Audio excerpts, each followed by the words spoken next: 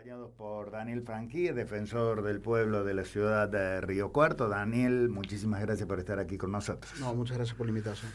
Daniel, bueno, estábamos escuchando recién una nota con la doctora Marta, se me escapa el apellido en este momento, Lastra, Marta Lastra, que es candidata número 3 de Natalia de la Soto, pero en este caso ella habla como madre de un chico discapacitado y fundamentalmente como una persona que se ha ocupado del tema durante muchísimo tiempo. También los defensores del pueblo han estado trabajando al respecto, ¿no? Bueno, en el último plenario en Mar del Plata se abordó nuevamente la preocupación que tenemos por la situación de este colectivo de personas con discapacidad. Si uno hace la línea de tiempo, recuerdo las primeras reuniones donde el problema estaba centrado en los aranceles de las prestadoras de servicios a las personas con discapacidad, que no habían sido actualizados desde finales del 2023. Entonces tenían un retraso significativo que ponían en crisis la continuidad de las prestaciones. Imaginemos para cualquiera de nosotros lo que significa no poder contar con la prestación asistencial que necesitamos. Bueno, pensemos en cómo impacta esto en una persona con discapacidad que evidentemente tiene otras necesidades y otras urgencias. Fue entonces cuando resolvimos elevar una nota a los diputados por la provincia de Córdoba y a los senadores pidiéndoles que se abocaran al tratamiento de estos temas, y fue cuando se sanciona la ley de discapacidad, donde se declara la emergencia. Eso me atrevo a decir allá por mayo. En ese momento nosotros no estábamos recibiendo mayores consultas por el tema de las pensiones, aunque sí había consultas con respecto a algunos trámites que Landis no estaba pudiendo solucionar. A partir de mayo empezamos a recibir los primeros reclamos con respecto a las cartas documentos que estaban llegando o que no llegaban, porque teníamos las dos situaciones. Cartas documentos que llegaban a este colectivo donde no sabían qué era lo que se les estaba solicitando, de qué forma se tenían que manifestar, o que directamente no llegaban. Entonces también estaba la preocupación, no me llegó lo que me tenía que llegar. Y ahora, a partir de medio de agosto y estos últimos días, ya empezamos a recibir reclamos por la suspensión en el pago de las pensiones. Es decir, que se avanzó un paso más en lo que nosotros entendemos ha sido un trato absolutamente desmedido, hostil, hacia un colectivo que requiere otro trato. Es decir, la dimensión de lo que se pretendía auditar no se correspondió con el colectivo que se estaba auditando. Recién la doctora Lastra hablaba de que hay 1 millón de personas que reciben de alguna manera una pensión no contributiva. Es querer auditarlas en pocos meses. Y además tenemos por allí un aviso nosotros sobre el tema de discapacidad que lo produjo la emisora. Bueno, cuando uno ve lo que le están pidiendo, sí, pero mucha gente ni se entera. Pero además las formas. Primero, una carta documento. Cuando por ahí uno habla con algún profesional del derecho, minimiza las cartas documento como algo no tan grave como parece. Pero para cualquiera de nosotros, una carta documento ya es una situación que nos pone en un esquema de tensión, porque no estamos acostumbrados a manejarnos con cartas documento. Entonces, notificar a una persona con discapacidad con una carta documento ya refleja de dónde están partiendo. La segunda cuestión que nosotros veíamos como un problema difícil de superar es que además no hay oficinas físicas donde se puedan realizar los trámites. Claro. Entonces ya tenemos un segundo obstáculo que se le coloca a estas personas.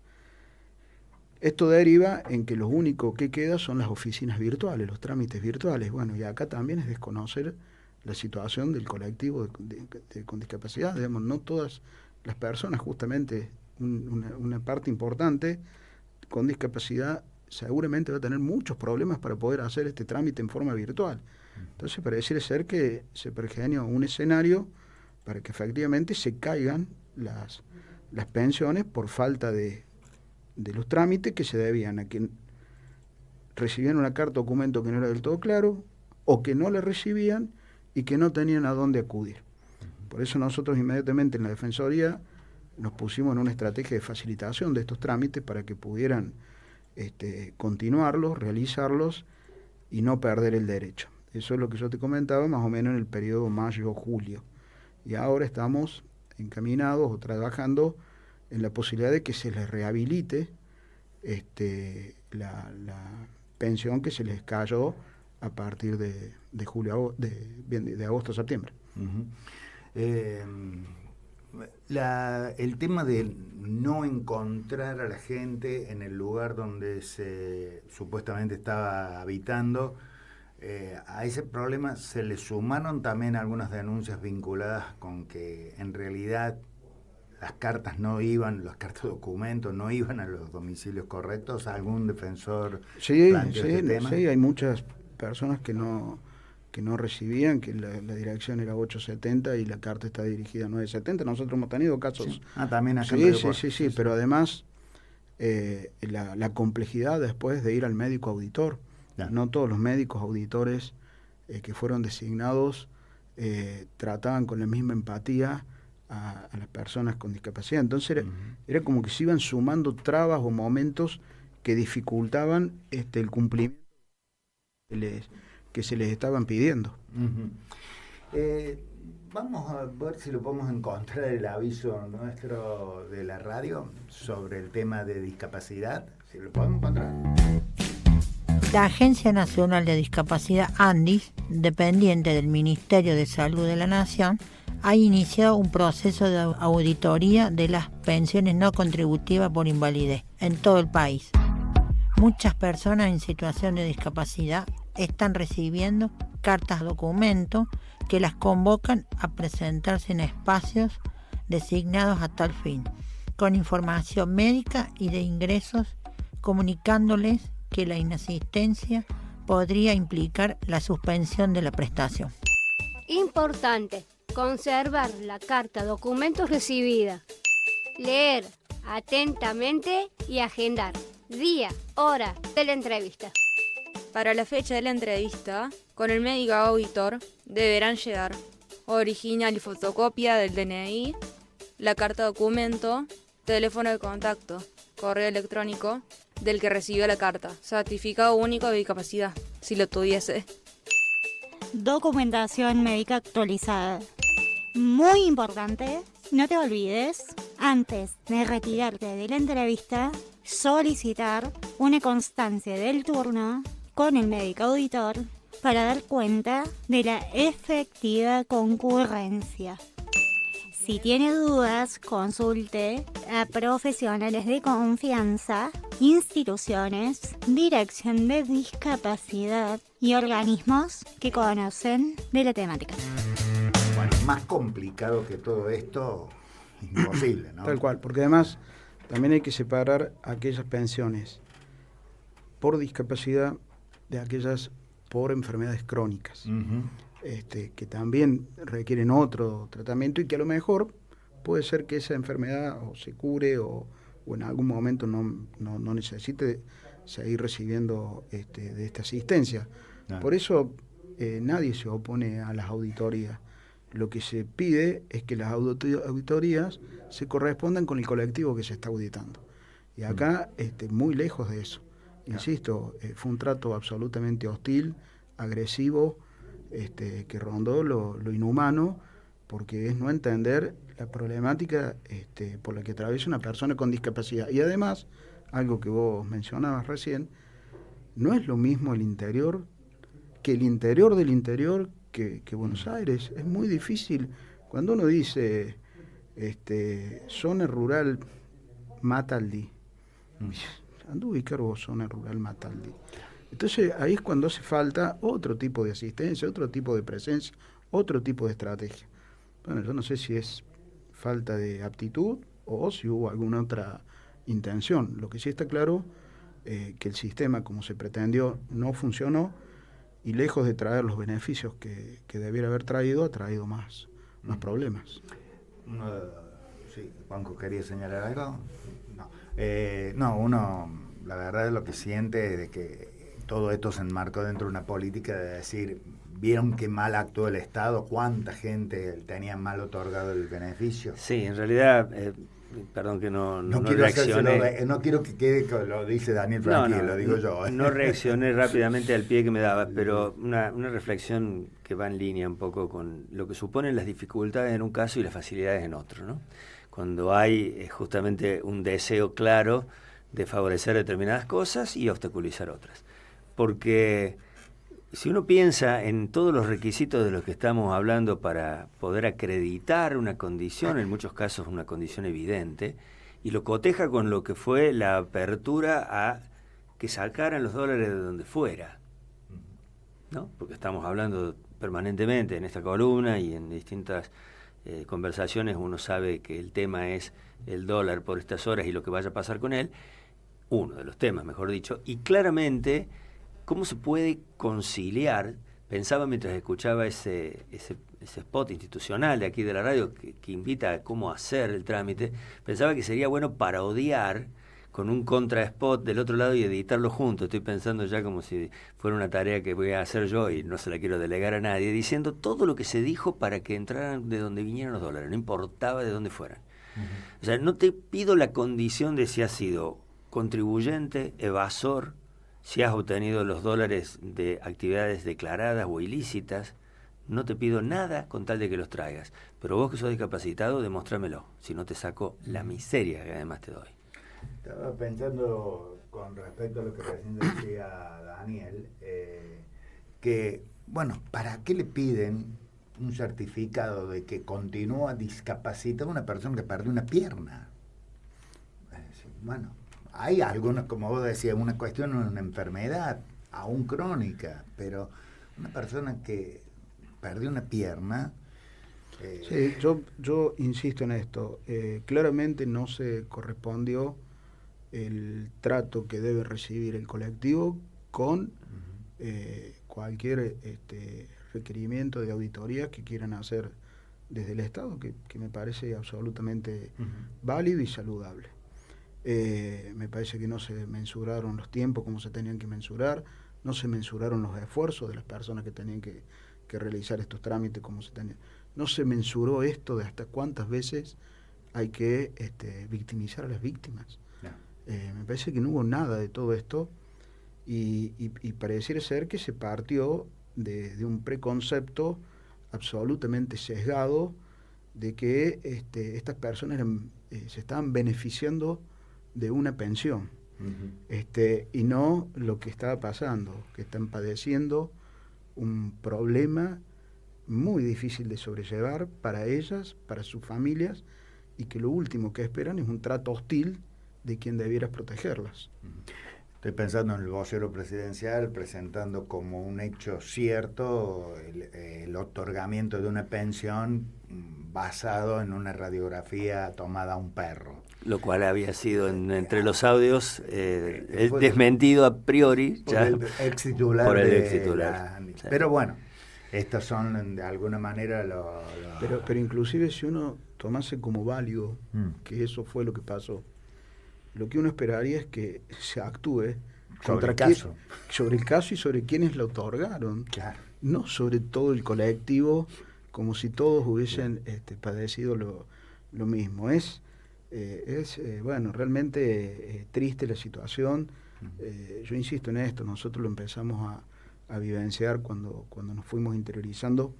En la Defensoría ya estábamos recogiendo nosotros las dificultades que tenían las personas con discapacidad para que las prepagas y las obras sociales se hagan cargo de los tratamientos, porque esto también se difiere en el tiempo, no le aceptan el tratamiento en forma inmediata.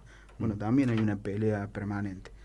Pero bueno, sucedió esto, continuando en la línea de tiempo que yo te mencionaba, cuando nosotros elevamos la segunda nota a los diputados por Córdoba para que no acompañen el veto presidencial, bueno, termina efectivamente convalidando la ley, rechazando el veto, y ahora inmediatamente con el defensor de Villa María en este caso, al igual que los diputados en esta segunda instancia, elevamos una nota a los senadores nacionales pidiéndoles que también rechacen el veto. Así que bueno, estamos expectantes de lo que pueda suceder mañana. Hemos recibido nosotros una respuesta de la senadora Vigo comprometiéndose a rechazar el veto. Ella explica que bueno, que está parada del lado de este colectivo, así que bueno, veremos qué sucede mañana, pero insisto, el veto está más direccionado a lo de las prestaciones, como muy bien explicaba recién la entrevista, la doctora Lastra, y las pensiones es como que corren por otro andarivel. Perfecto. ¿Qué otros temas importantes se trataron, por lo menos que tengan significación yo creo que pública? Como decía, casi todos los temas son de mucha relevancia, porque un poco la agenda se arma a partir de la agenda de cada defensoría, donde también vemos que coincidimos en la mayoría de los temas. Yo recalco 2 o 3 tópicos. El primero, este fallo judicial que exige el nombramiento del defensor del pueblo de la nación. A mí me parece que eso, y nos pareció a todos, sería muy importante que desde el se 2008 lleve, que no tenemos. Claro, y uno ve todas las complicaciones que esto lleva, incluso en el accionar nuestro, donde por ahí abarcamos temas que no necesariamente son de incumbencia propia de nuestra defensoría, pero bueno, los vecinos no tienen a dónde acudir, y uno no puede darle la espalda. Otro tema que también se abordó fue el tema que presentamos nosotros, vinculado a las ciberestafas, que ya lo hemos comentado en otras entrevistas que hemos tenido, con cierta satisfacción, por así decirlo. Vemos que en agosto han disminuido mucho, por lo menos los casos que recibimos en la Defensoría, más de la mitad. Evidentemente vamos aportando nuestro granito de arena. Nosotros creemos, y lo seguimos diciendo, las instituciones financieras tienen que comprometerse de otra forma, hay que exigirles de otra forma con respecto a esta cuestión, pero mientras analizamos lo de ciberestafas, empezamos a ver los débitos indebidos, que acá ya no estamos hablando de estafas, sino de maniobra de las entidades financieras, que por H o por B se terminan apropiando de una partecita del dinero que los ciudadanos les dan en custodia para que se lo cuiden. Entonces tenemos seguros que no contratan, créditos que no solicitan, un doble cobro de la tarjeta en algunas cuotas porque entraron juntas, bueno, en fin, así que también estamos trabajando con esa situación. El estado de las rutas nacionales, eso es otra gran preocupación que tenemos. Bueno, cuando nos toca aumentó transitar considerablemente el número de accidentes fatales. Es un dato, no le agrego ninguna ideología, es un dato. Bueno, cuando uno tiene la oportunidad de asistir a estos congresos y viaja, la situación es alarmante. Yo trato de ser un poco, como lo expresas vos, lo más objetivo posible. No vamos a decir que las rutas hayan sido nunca justamente un billar, ni mucho menos, pero se nota el deterioro que se ha profundizado. Sí, la falta de arreglo. Efectivamente, entonces es una preocupación, es un tema que también está en la agenda de los defensores nacionales. Y un tema que también me parece de estricta relevancia fue un pedido que se le va a elevar también al Congreso de la Nación para que se apruebe la ley de presupuesto. Digamos, Argentina no puede seguir sin una ley de presupuesto. No hay nada que justifique que no haya una ley de presupuesto. Es algo que también roza incluso las cuestiones republicanas, de transparencia, de todo esto que se está bregando, y bueno, un poco lo que se manifestaba recién. Para algunas cosas se facilitan y otras resultan casi imposibles. Bueno, así que en todo eso fue los ejes donde se transcurrió la reunión. Daniel, ¿cuándo asumiste? El 6 de octubre del año pasado. Ya estamos acercándonos al año. Cerquita del año, sí. ¿Podés ir haciendo un balance personal ya? Aunque sean las primeras líneas de ese balance personal. Mira, nosotros el balance personal, yo soy un agradecido de la oportunidad que me ha tocado. Uno trata de desempeñar esta responsabilidad con la obligación que conlleva.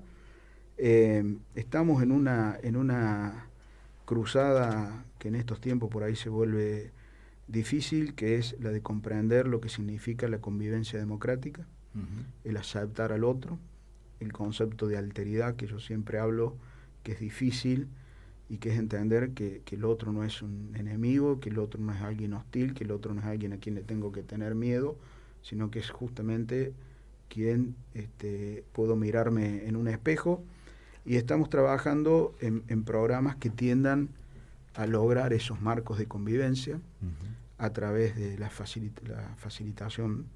Nosotros estamos terminando ahora los cursos de facilitadores comunitarios y le vamos a agregar para el año que viene, esperemos poder cumplirlo, con facilitadores escolares y digitales.